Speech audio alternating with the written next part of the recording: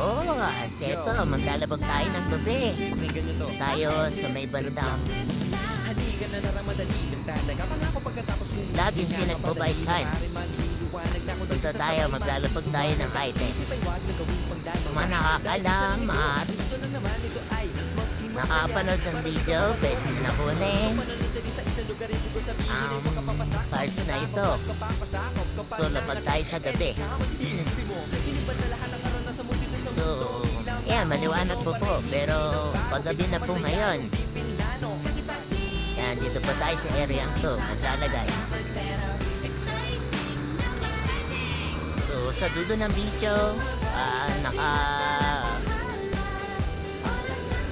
zoom in naman po yung lugar na aming pinagtapagan. So, sa mga kabikers na nandito po, ay pwede nyo po kunin. Let's go! Please like and share. Follow na rin po ang page natin for more bike parts hunting. So, dito lang po natin siya ilalagay. Yan. Yan. Okay. Yan pala tandaan. So, kunin niyo na po. Yan.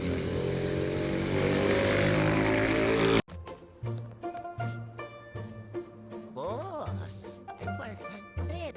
Si Ben Pedag sa Ikuday Blue. Ito po. Dito lang po ito ulit sa San Del Monte. So, ito ang aming dinaanan. Mga nakakaalam, ay puntahan niyo na po ang lugar na ito.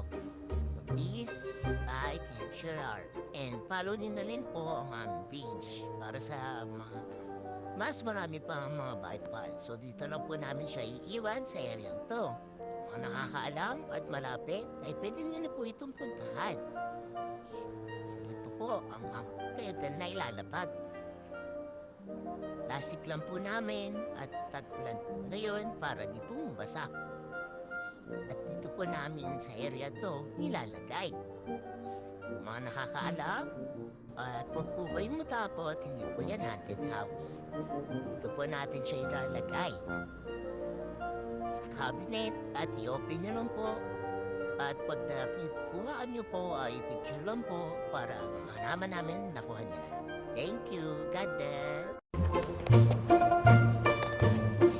Boss, bike parts Antoinette. Ito ang tools. At dito lang po natin to ilalagay sa San Del Monte. So, sa mga nakakaalam ng aming dinadaanan, dito lang po ito sa San Del Monte sa mga kilalang pinagbabaykan. At ito po ang dinaanan.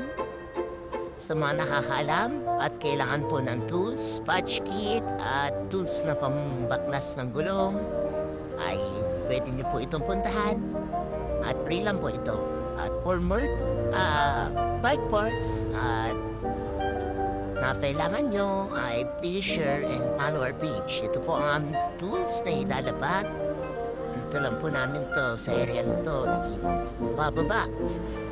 Please like and share and follow na din po sa aming mga page para sa mga bike parts po na ating palapag. So, ito po natin siya nalagay at ito po ang area na ating pinagdapagan. So, God bless!